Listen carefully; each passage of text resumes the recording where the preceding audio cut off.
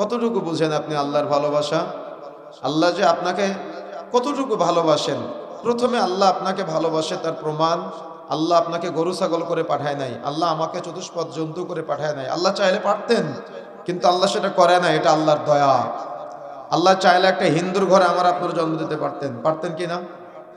আল্লাহ চাইলে একটা ইহুদির ঘরে আমার আপনার জন্ম দিতে পারতেন, আল্লাহ চাইলে একটা অমুসলিমের ঘরে আমার আপনার জন্ম দিতে পারতেন, কিন্তু এটা আল্লাহর দয়া যে আল্লাহ দাড়িওয়ালা টুপিওয়ালা নামাজি পিতার ঘরে একটা মুসলিম পরিচয় দানকারী বাবার ঘরে আমাকে আপনাকে জন্মগ্রহণ করা তৌফিক দান করেছেন, যে বাবা শুধুমাত্র আল্লাহকে একক রব হিসেবে স্বীকৃতি দেয়। এটা কি আল্লাহর দয়া নয়? সমাজের বহু মানুষ বহু দলে বিভক্ত, কিন্তু আল্লাহ সুবহানাহু ওয়া তাআলা আমাকে আপনাকে পিওর কোরআন ও সহিহ সুন্নাহর অনুসারী হিসেবে দুনিয়াতে চলার তৌফিক দান করেছেন। এটা কি আল্লাহর দয়া নয়?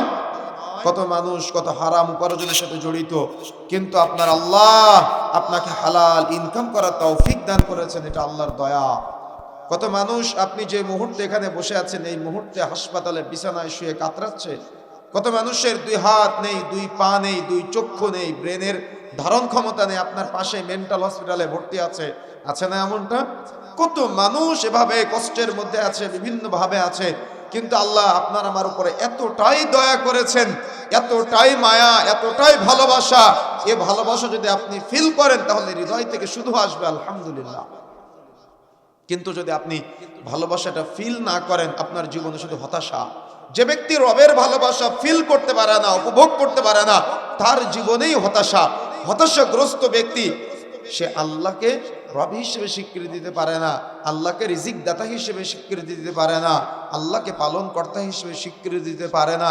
আল্লাহ যে তাকে ভালোবাসে এটা সে বুঝে না, যার কারণেই তার জীবনে হতাশা চলে আসে। এই জন্য যদি আমরা হতাশা দূর করতে চাই তাহলে আল্লাহর সাথে সম্পর্ক স্থাপন করতে হবে।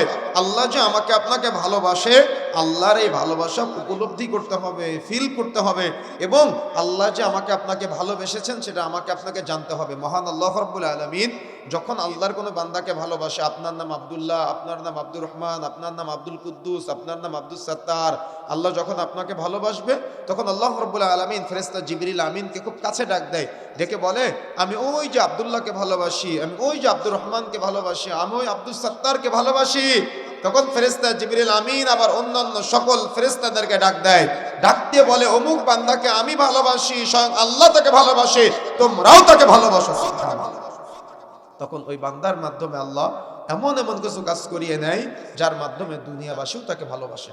পৃথিবীতে ভালোবাসা দুই প্রকারের, এক দুনিয়াবি কোনো ভালোবাসা, দুনিয়াবি কোনো কারণে ভালোবাসা, যেমন টাকা পয়সার ভালোবাসা, চেহারার ভালোবাসা, জমি জায়গার ভালোবাসা, ক্ষমতার ভালোবাসা, আছে না এগুলো?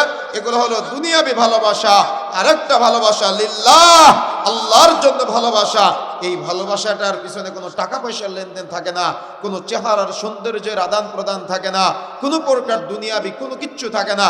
শুধুমাত্র আল্লাহর সন্তুষ্টির জন্য যখন পরস্পরের সাথে ভালোবাসার আদান প্রদান হবে, তখন মনে করবেন নিঃসন্দেহে আল্লাহ তাকে ভালোবাসে, তাই আমি তাকে ভালোবাসি।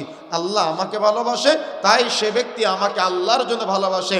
না আছে আমার টাকা পয়সা, না আছে আমার জমি জায়গা, না আছে আমার গাড়ি বাড়ি, তারপরেও মানুষ আমাকে ভালোবাসে। কেন? আল্লাহ আমাকে ভালোবাসে, তাই মানুষ আমাকে ভালোবাসে। কথা কি বুঝতে পেরেছেন? তো আল্লাহর ভালোবাসাটা গ্রহণ করা দরকার, আল্লাহর ভালোবাসাটা আকাঙ্ক্ষা করা দরকার, আল্লাহর ভালোবাসাটা ফিল করা দরকার। যদি কোনো বান্দা এই ভালোবাসা ফিল করতে পারে তাহলে ওই ব্যক্তি সফলতা অর্জন করতে পারে। তাহলে বলেন তো, আল্লাহ যদি আপনাকে ভালো না বাসতো তাহলে কি এই দিনের মজলিসে আল্লাহ আপনাকে বসাতো? লাগুদওয়াতুন ফি সাবিলিল্লাহি আও রাওহাতুন খায়রুম মিনাদ দুনিয়া ওয়া মা ফিহা। মনে রাখার চেষ্টা করতে হবে। এমন বহু হাদিস আছে, বহু বর্ণনা আছে, বহু অফার আছে। সবচাইতে উত্তম আল্লাহর রাস্তায় একটা সকাল বা একটা সন্ধ্যা ব্যয় করা। যদি আপনি এটা ফিল করতে পারেন তাহলে আপনি সফলতা অর্জন করতে পারবেন। আপনি এখানে যদি আজকে এই নিয়তে আসতে পারি যে আজকে আমার এলাকার যুবক ভাইয়েরা, আমার সন্তান তুল্য যারা আছে, তারা আজকে আয়োজন করেছে। কি আয়োজন করেছে? তারা চাইলে গান বাজনার আয়োজন করতে পারতো, তারা চাইলে অশ্লীলতার আয়োজন করতে পারতো, কিন্তু তারা কোরআনের আসর তৈরি করেছে। আমি এখানে ইলম অর্জনের জন্য যাচ্ছি। যদি আপনার নিয়তটা এমন হয় তাহলে এখানে যে আপনি পায়ে হেঁটে এসেছেন না, আপনার পায়ের নিচে ফেরেশতারা পাখা বিছিয়ে দিয়েছে। সুবহানাল্লাহ। আপনি এটা ফিল করেছেন?